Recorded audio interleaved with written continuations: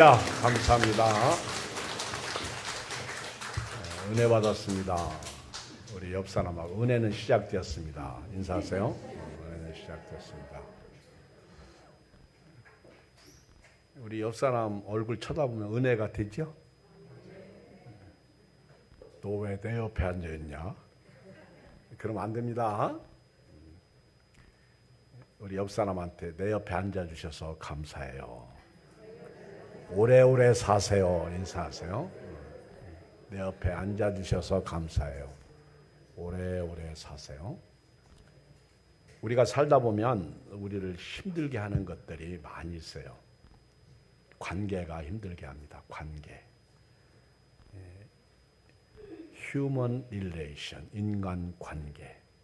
관계가 좋은 관계는 행복하지만 나쁜 관계는 힘들어요. 살기가 어렵습니다. 또 때로는 우리를 힘들게 하는 것은 건강이에요. 건강. 갑자기 큰 병원에 가보라 하면 힘들어요. 또 갑자기 의사 선생님이 소견이 안 좋은 질병 진단을 받게 되면 아주 힘들어요. 그런데 우리를 가장 힘들게 하는 요소 중에 하나가 있다면 돈이에요. 돈. 물질입니다. 사실 돈이면 우리는 최고잖아. 땅에서 살아가는 동안 여러분 얼굴이 그렇게 우울했던 사람도요, 돈 주면 환해져요. 돈 주면 막 얼굴이 갑자기 아주 달덩어리처럼 해처럼 바뀝니다. 그런 걸 저는 많이 봤어요. 돈 줘서 싫은 사람이 없어요. 그런데 돈은 생명을 주지 못합니다. 요즘 AI가 이제 인공지능 AI가 사람을 지배하는 세상이 다가오고 있어요. 어제도 우리 권사님, 집사님들이 쓸데없이 AI 챗 GPT에게 물어봤어. 예양교회, 예양침례교회 이기영 목사가 누굽니까? 그런 건 안 물어보는 거예요. 저에 대해서 그래도 자료가 입력이 된 게 있나 봐요. 나왔어. 근데 한나연 전사님한테 한나연 전사님은 누굽니까? 물었더니 안 나오더래. 그분은 입력이 안 돼서 안 나오는 거예요. 그런데 AI가 문제가 뭔지 아십니까? 요즘 AI로 설교 준비하는 분도 많고요. 심지어는 대표 기도도 AI에게 물어봐서 AI가 써주는 것으로 대표 기도하는 분도 많이 있어요. 여러분 꼭 명심하십시오. AI는 지식을 우리에게 줄 수 있어요. 내가 알 수 없는 것을 1분이면 알게 해줍니다. 내가 궁금한 것을 물어보면 답을 해줘요. 그런데 AI에게는 생명이 없습니다. 이거 꼭 명심하세요. AI는 생명이 없어요. AI 설교가 기도하고 준비한 겁니까? AI가 써준 글이 우리가 고민하고 쓴 거예요? 갈등하고 쓴 거예요? 대표 기도 한번 하려면 썼다 지웠다를 몇 번 해야 되는데 이것이 우리 교회에 맞나? 형편에 맞나? AI는요 죽은 거예요. AI를 통해서 우리가 살려고 하면 죽습니다. 생명은 예수님이십니다. 우리 아까 성가대 찬양 끝부분에도 생명은 주께 있는 거예요. 여러분 이 세상을 살 때 돈이 필요합니다. 오늘 말씀을 보면 어리석은 부자의 비유에 대한 말씀인데 예수님께서 하신 비유 중에 유명한 비유예요. 근데 이 비유가 탄생하게 된 동기가 있습니다. 어리석은 자의 비유. 어떤 사람이 밭에 소출이 풍성하니까 심중에 생각하기를 내가 곡식 쌓을 곳이 없다. 그러니 어찌하면 좋겠는가. 이렇게 하겠다. 곡간을 헐고 다시 크게 짓자. 그리고 거기에 곡식과 곡물을 쌓아두고, 그리고 내가 내 영혼을 향해서 말하기를 내가 여러 해 동안 쓸 물건을 쌓아두었으니까 이제 평안히 쉬고 먹고 마시고 즐거워하자. 그때 하나님께서 그 부자를 향해서 어리석은 사람이라고 말합니다. 오늘 밤 내가 네 영혼을 도로 찾아가면 네 준비한 것이 누구 것이 되겠느냐.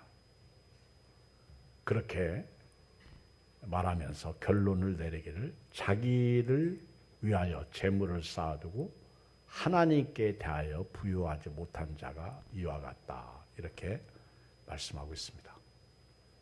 이 말씀이 탄생하게 된 배경은요, 어떤 아버지가 있는데 두 아들에게 유산을 준 거예요.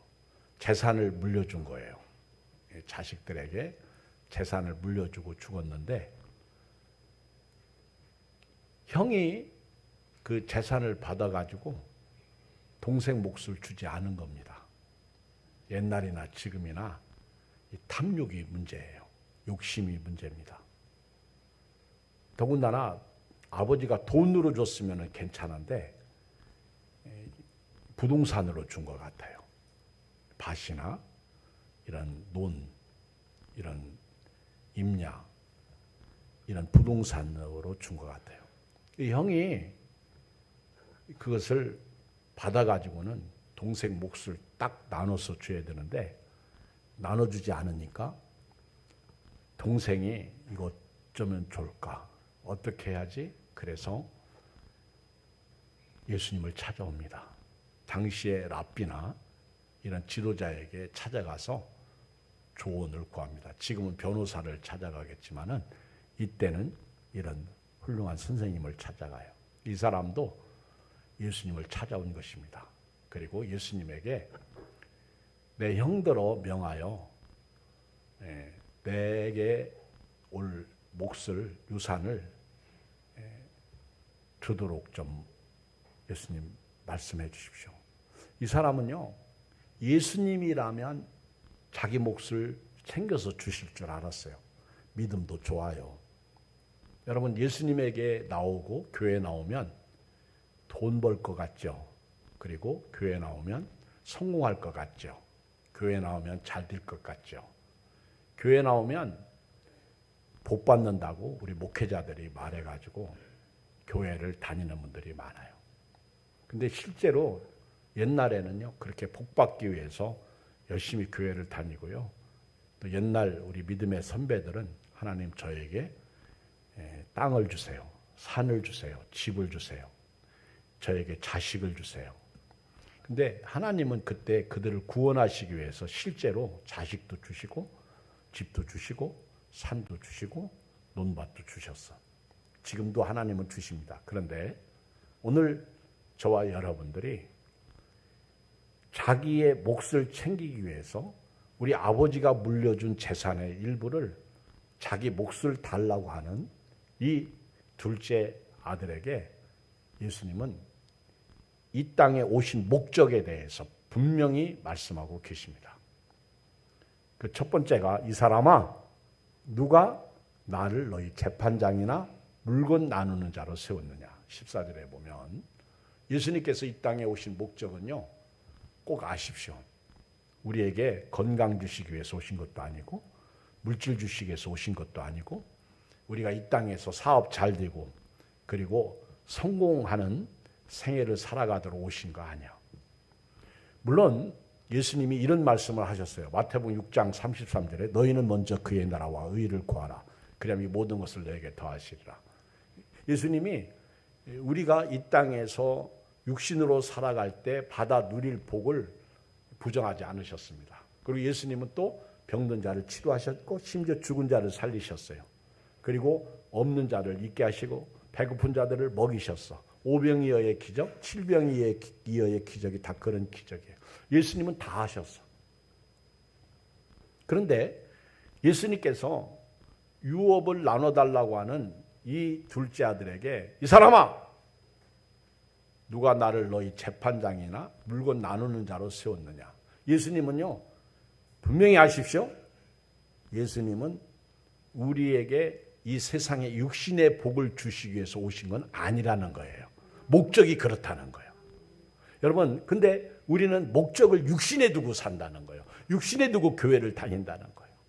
오늘 여러분 신앙생활 예배드리고 기도하고 헌금 드리는 것도 사랑으로 하시길 바랍니다. 나를 살려주신 그 사랑, 천국 백성 삼아주신 그 사랑, 이 은혜 앞에서 믿음으로 하시길 바랍니다. 이 우선순위가 바뀌면 안 된다는 거예요. 제가 분명히 말씀드립니다. 예수님은 육신의 삶의 복을 부정하지 않으셨다는 거예요. 먼저 그의 나라와 의를 구하면 육신적인 것은 예수님이 주십니다. 그런데 예수님께서 우리의 육신의 문제를 해결해 주시러 오신 목적은 아니라는 거예요. 예수님이 오신 목적은요, 마귀에게 사로잡혀 있는 죄와 사망으로 죽은 자들을 그 마귀의 올무에서 풀어주시기 위해서 십자가에 죽으시고 부활하신 거예요. 분명히 아십시오. 예수님이 오신 목적은요, 우리 죄 문제 해결해서 지옥 가는 영혼을 천국 가게, 우리 죽음의 문제를 해결해서 영원히 사는 생명을 주시기 위해서 오신 거예요.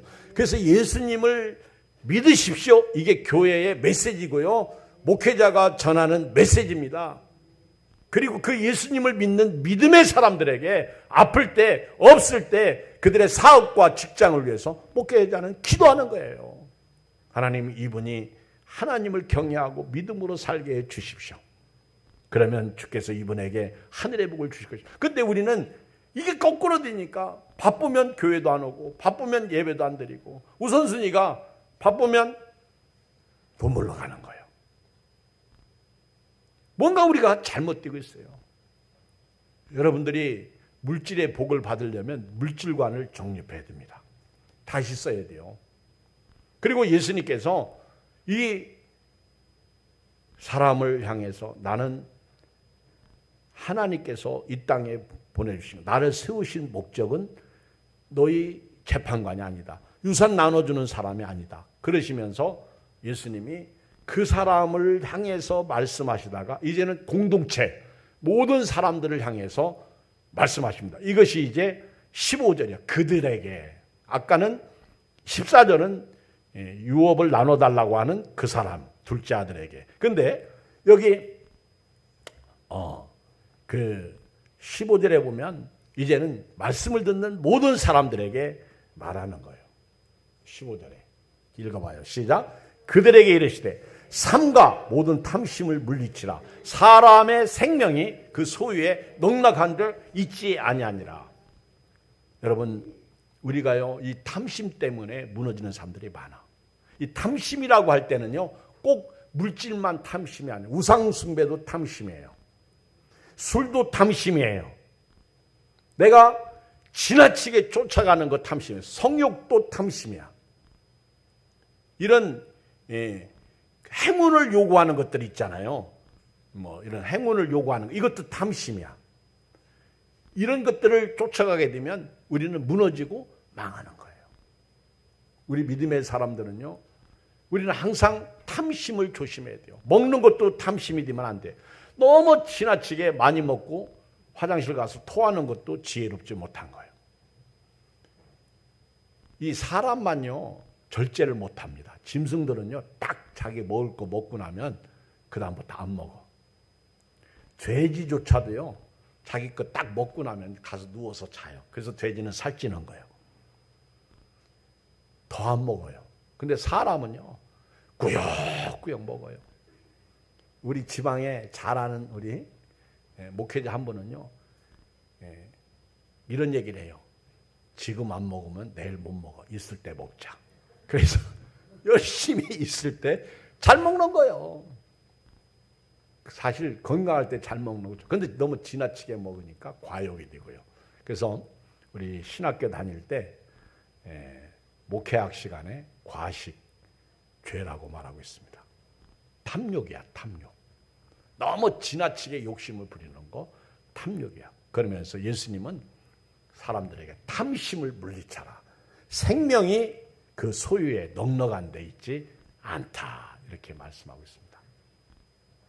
오늘 여러분 탐심을 물리치기 바랍니다.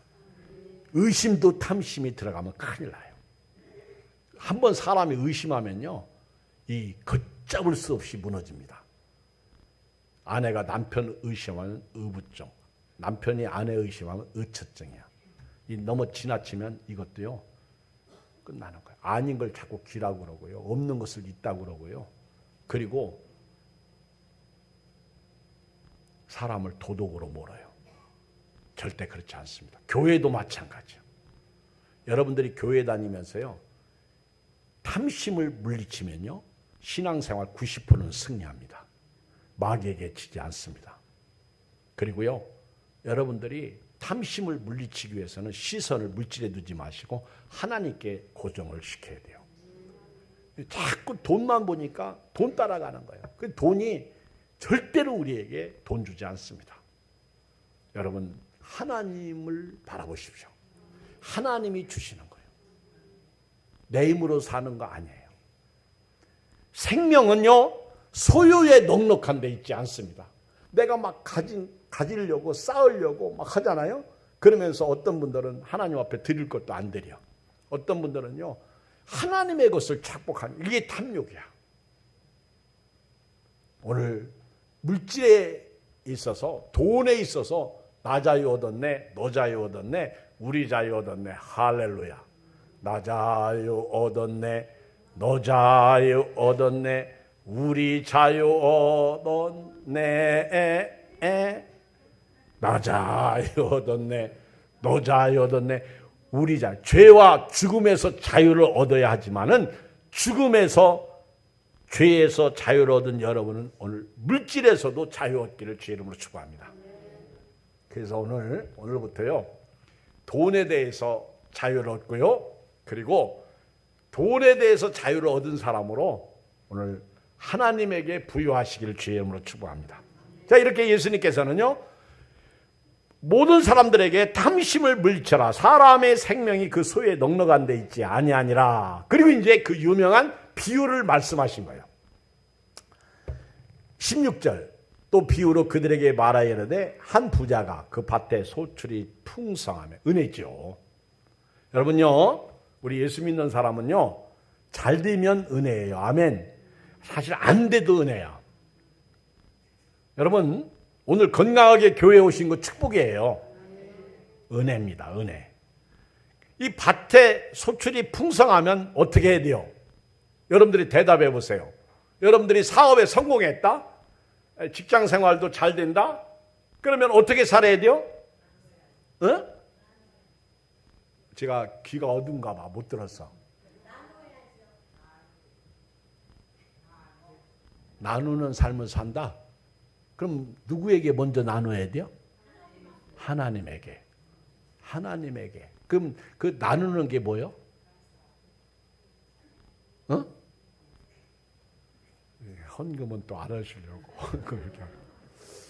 우리 얼마 전에, 작년인가, 우리 아들 생일을 맞이해서 이렇게 이제 같이 식사를 하는데 우리 아들이 저한테 그 로또 복권을 한 장 주더라고요.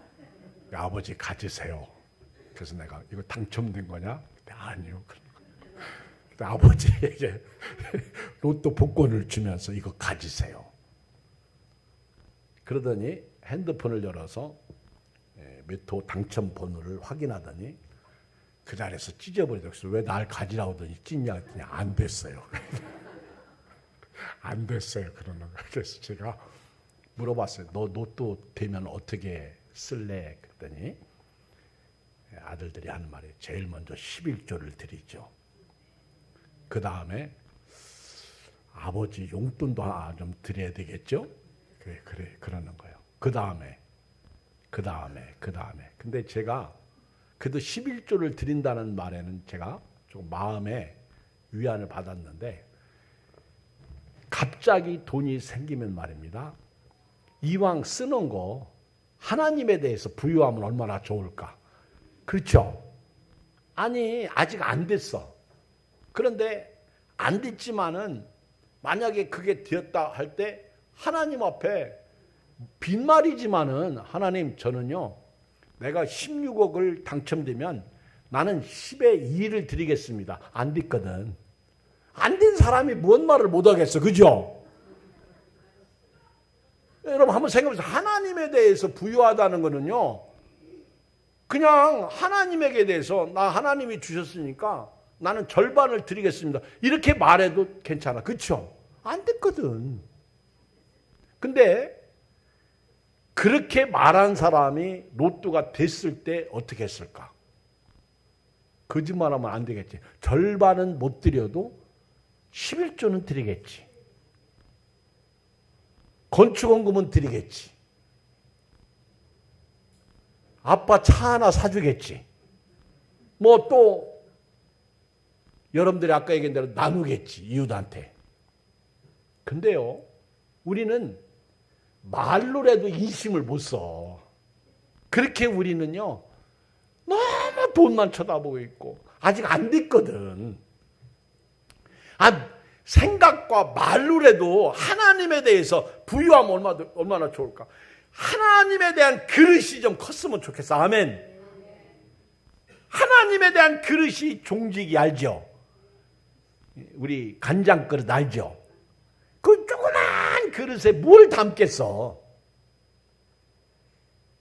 여러분들이 넓은 마음, 큰 마음, 깊은 마음, 그리고 하나님, 우리는 그래요. 돌아갈래 고향 하늘나라.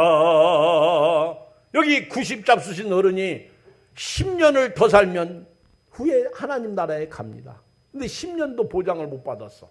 그러면 우리가 주님 나라 갈 그때를 생각해서 하나님에 대해서 부유하면 얼마나 좋을까? 이 사람이 소출이 풍성할 때 이렇게 생각했어요. 읽어요. 18절 17절 시작. 심중에 생각하여 이르되 내가 곡식 쌀 둘 곳이 없으니 어찌할까 하고 또 이르되 내가 이렇게 하리라. 내 곡간을 열고 더 크게 짓고 내 모든 곡식과 물건을 거기 쌓아대라. 이 사람은 지금 하나님에 대하여 부유했어요? 가난했어요? 가난해도 너무 가난했어요. 아니 지금 여러분, 이 사람이 밭에 소출이 풍성한 건 은혜입니다. 여러분요, 우리가 생각할 때 내 노력과 내 힘으로 뭐가 잘 될 것 같죠? 저도요, 그 고등학교 졸업하고 논 스마지기에 제가 농사를 졌는데 그때 그 무슨 병이야? 그게 생겨가 처음에는요 잘 됐어요. 그것도 천수답이야. 하늘만 쳐다보는 눈인데. 그래서 동네 어른들이 야 기영아 너 승리했다. 야 잘됐다. 근데 너무 거름을 많이 줘가지고요. 그게 벼가 썩는 병이 생겼어. 그래가지고 팍 주저앉아가지고 논 스마지기에서 최소한도 당시에 이 벼 6가마, 그러니까 석섬은 해야 돼요. 근데 벼 3가마밖에 안 나왔어. 그래가지고 이걸 우리는 피롱했다고 그래. 피롱. 참 내 뜻대로 안 되더라고. 우리 예수 믿는 사람은요, 사람이 마음으로 자기 길을 계획해도 그 걸음을 인도하시는 분 하나님이셔. 여러분, 이 사람이 지금요 노력을 했던, 지혜로 했던, 공부로 했던, 지식으로 했던 농사를 잘 졌어. 근데 여러분, 하나님의 해를 주시고 비를 주시고 적당한 은혜를 주신 거예요. 때를 따라 돕는 은혜를 주신 거예요. 그러면 이 사람이 밭에 소출이 풍성하면 하나님을 향해서 감사해야 돼요. 하나님을 향해서 찬양해야 돼요. 하나님을 향해서 주님 이렇게 도와주셨군요. 그러니 제가 어떻게 하면 좋겠습니까? 이것을 하나님 앞에 드립니다. 제 친구가 농촌에서 사역을 하는데요. 침례신문에서 농촌교회 사역자들 모셔놓고 이렇게 특강을 하고 말씀을 증거하게 하는데 우리 친구가 이제 나왔어. 그래서 제가 이제 제 친구니까 그 동영상이 저한테 이렇게 띠릭하고 오더라고. 이제 거기 그걸 뭐라고 그래요? 했으니까. 그래서 이제 그러고 이제 봤더니 시골교회에서 사역하는데 제가 이래 봐도 시골교회인데요. 우리 교인들이 얼마나 하나님 앞에 헌금을 많이 해. 그때 마침 맥주감사절을 보내고 난 후야. 근데 그 시골 교회가 맥주감사 헌금을 얘기하는데 돈까지 다 800만 원 나왔다고. 우리 교회보다 훨 많이 나왔어. 물론 시골 교회 특색이 있죠. 그런데 제가 그 얘기를 들으면서 저 교회 교인들은 그래도 하나님 앞에 감사할 줄 아는 사람들이구나. 그런 생각을 했어요. 아, 그래도 믿음으로 사는 사람들이구나. 여러분, 우리 예수 믿는 사람은요, 특히 오늘 이 자리에 나와서 예배드리는 분들은요, 하나님 앞에 감사하시기 바랍니다. 하나님을 찬양하시기 바랍니다. 왜? 건강하게 이 걸음으로 예배드리러 왔으니까. 오늘 예배드리고 싶은데 예배 못 드려서 우는 분이 계십니다. 병원에서, 요양원에서. 목사님 어떻게 하면 좋겠어요? 정신은 멀쩡한데 예배를 못 드리는 분이 있어요. 밭에 소출이 풍성하면 이분이 이렇게 생각했어야 돼요. 하나님 감사합니다. 하나님이 주신 것 하나님께 돌려드리겠습니다. 그리고 제가 남은 것 가지고 쓰겠습니다. 주님, 이렇게 하면 제가 이렇게 하는 거에 대해서 어떻게 생각하십니까? 근데 이 사람은요, 로마서 1장에 있는 말씀처럼 하나님을 알 때 하나님을 영원롭게 하지도 않고 감사치도 않았어요. 그리고 이 사람은요, 이렇게 생각합니다. 심중에 생각하기를 내가 곡식 쌓아둘 곳이 없다. 어찌하면 좋겠는가? 이렇게 할 것이다. 창고를 곡간을 헐고 더 크게 짓자. 그리고 내 모든 곡식과 물건을 거기 쌓아두지 않은 거예요. 저는 저희 집은 어렸을 때 참 큰 집이었었어. 근데 지금 가보면 아주 조그만 집인데요. 근데 뒤지가 있어, 뒤지. 곡간이 있어요. 근데 이렇게 벼나 이런 그 보리 같은 거 추수하면요. 그 나무로 이렇게 이제 뒤지를 만들어 놓고 그것도 흙으로 만들어 놓은 거예요. 쥐가 구멍 뚫으면 끝나. 근데 나무를 앞에 칸칸 이렇게 세워가지고 곡식을 넣죠. 예, 넣고 그 겨울 내내 한 칸씩 이렇게 빼가지고 거기서 곡식이 쏟아지면 그 방앗간에 가서 쪄서 먹고 그랬던 기억이 나. 그거 알죠? 뒤지가 있다. 곡간이. 여기 연세 드신 분들은 그거 다 보고 자랐어. 근데 그 곡간에 그런 게 차 있으면요, 기분이 되게 좋아. 그리고 겨울 동안 날 생각하면 안심이 돼요. 그래서 지금도요, 연세 드신 어른들은요, 집에 쌀독에 꼭 쌀이 있어야 마음이 편해. 쌀이 없으면요, 괜히 가난해진 것 같아. 그리고 없는 것 같아. 그래서 이분들이 그 쌀 얼마 안 되거든요. 돈에 비하면. 그런데 꼭 그래도 집에 쌀이 있어야 그 쌀 쳐다보는 재미로 하루하루가 평안하고 행복한 거야. 그러다가 쌀이 쌓여. 그러면 쌓이면 그거 오래 가면 요즘 쌀 바구니 먹잖아. 근데 벌레 생기잖아. 그러면 그거를 빨리 나눠줘야 되는데 안 쓰고 오랫동안 있다가 버리게 됩니다. 혹시 집에 쌓여있는 쌀 있으면 가져오세요. 우리는 잘 먹습니다. 근데 그것도 때가 있어. 날짜 지난 건 안 돼. 자기들은 날짜 지나면서, 그렇죠. 우리 연세 드신 분들이 목사님 이거 드세요 가져오잖아요.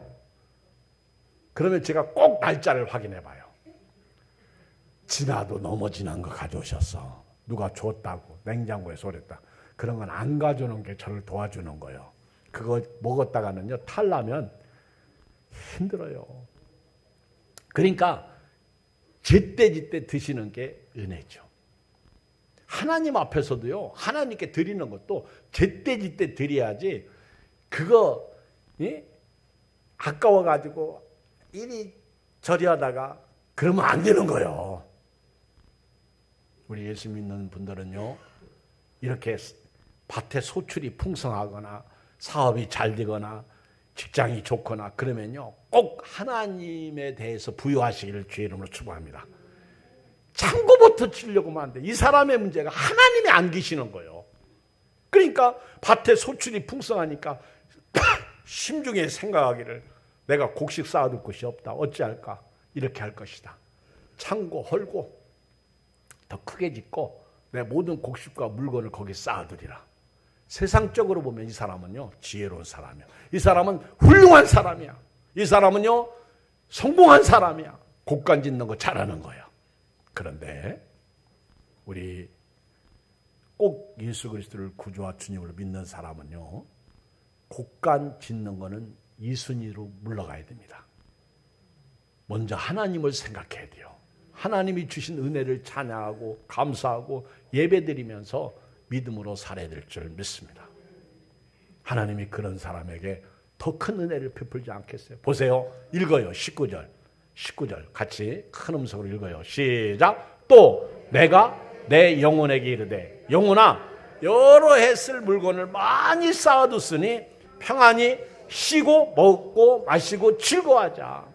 저는요, 성경을 보면서 이 사람이 하나님을 전혀 모르는 사람이 아니라고 생각해요. 왜 그런지 아세요? 이 사람은 지금 자기를 향해서 내 영혼아 이렇게 일컬었어. 그 영혼이라는 표현은 아무나 쓰는 게 아니에요. 여러분 세상에 나가 보세요. 사람들이 자기 보고 영혼이라고 표현. 교회에 와야 영혼 소리 들어요.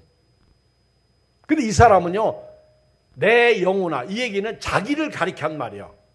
쉽게 말하면 제가 저를 가리켜서 기영아 너 네 곡간 봐라. 행복하지 않냐?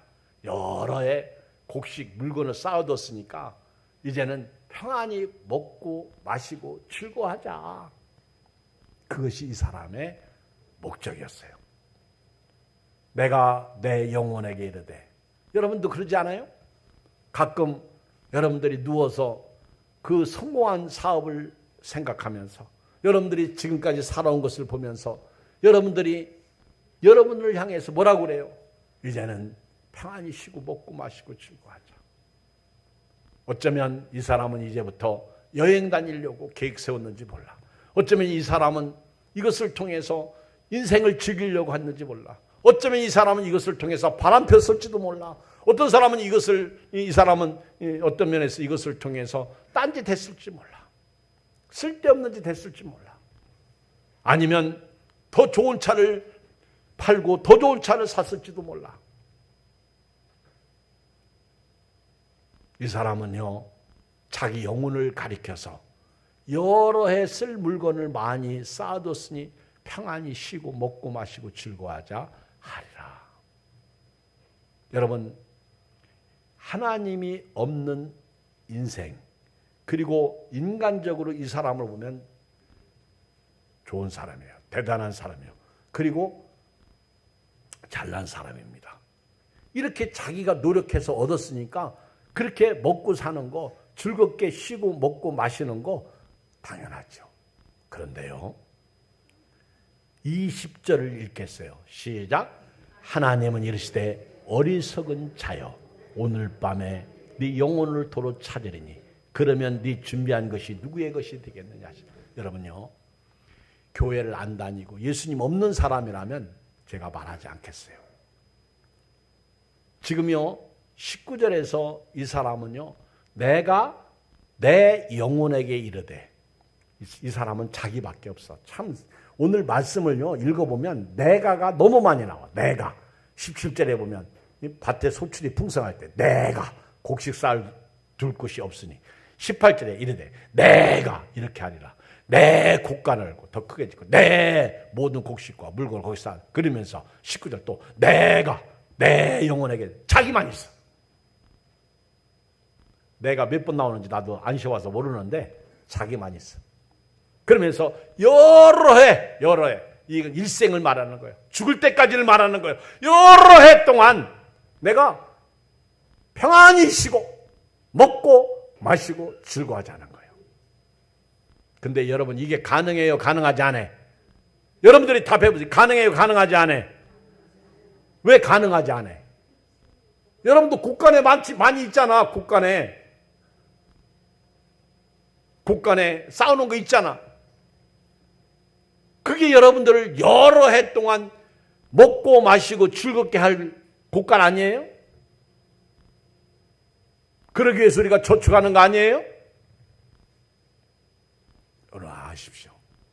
이 사람은요, 평생 동안, 남은 생애 동안, 여러 해 동안, 죽을 때까지 이제는 내가 많이 쌓아뒀으니까 평안히 쉬고 먹고 마시고 즐거워하면 됩니다. 그런데 문제가 생겼어. 20절. 하나님이 계시다라는 거예요. 하나님은 그 사람이 여러 해를 지금 평생을 얘기하고 죽을 때까지 얘기하는데 하나님은 그 사람에게 어리석은 자여 오늘 밤이라고 했어요. 오늘, 지금이라고 그랬어요.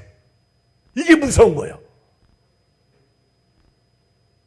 그 사람은 장수할 줄 알았어. 하나님이 오늘 밤이라고 해서 오늘 밤. 저는 성경을 읽으면서요, 궁금한 게 하나 있어요. 누가복음 16장에 보면 부자와 나사로가 나옵니다. 부자와 나사로가 나오는데 부자가 날마다 호화로 연락했어. 아마 곡간이 이 사람은 여러 해 쓸 걸 물건을 쌓아둔 거예요. 어느 부자야. 그러니까 종들도 늘 잔치하는 삶을 살. 근데 그 집 앞에 거지가 있는데 이름이 나사로야. 나사로, 거지가 있어. 나사로가 어느 날 죽습니다. 그리고 천사들에게 받들려서 하나님 품에 들어갑니다. 거지도 괜찮아. 천사가 그럴 때 영원히 청. 그런데 문제는요, 부자도 죽은 거예요. 근데 부자가 같은 날 죽었는지 그 다음 날 죽었는지 궁금해. 부자는 여러 해 동안 잘 먹고 살 줄 알았어. 근데 하나님이 오늘 밤, 그쵸? 내가 네 영혼을 도로 찾을 것이다. 그러면 네 준비한 것이 누구의 것이 되겠느냐? 여러분, 사람이 마음으로 자기 길을 계획해도요, 그 걸음을 인도하는 건 하나님이에요. 계획은 사람이 합니다. 그래서 우리가요, 항상 하나님 앞에 엎드려서 기도해야 돼요. 하나님 도와주세요.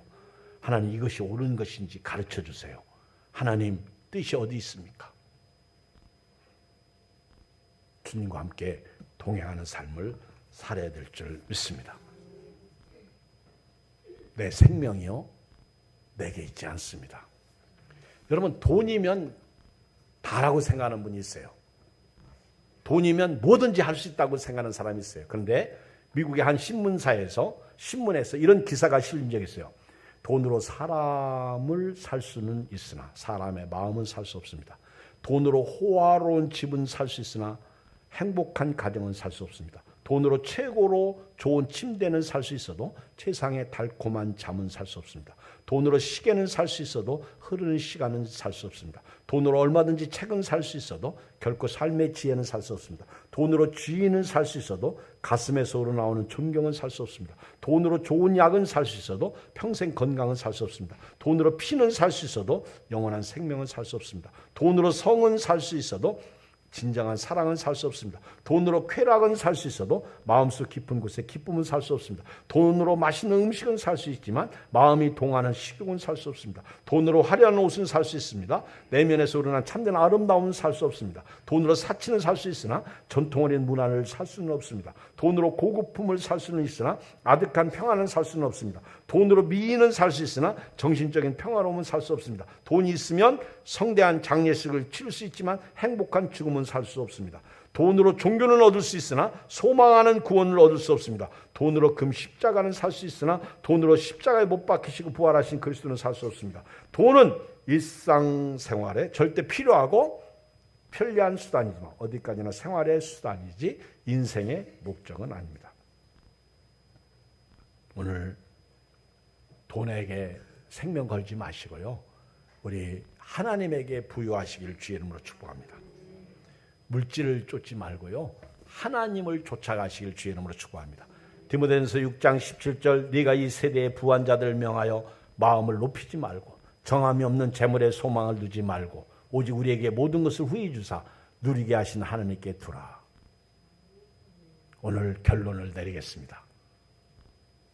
부자는 여러 해 동안 즐기며 먹고 살 줄 알았습니다. 그런데 하나님은 그에게 오늘 밤이라고 말하고 있습니다. 오늘 밤 내가 네 영혼을 도로 찾아갈 것이다. 그러면 네가 모아놓은 것 누구 것이 되겠느냐? 결론이에요. 21절 시작. 자기를 위하여 재물을 쌓아두고 하나님께 대하여 부유하지 못한 자가 이와 같으니라. 어떻게 살겠습니까? 머리를 숙이시겠습니다. 기도하겠습니다.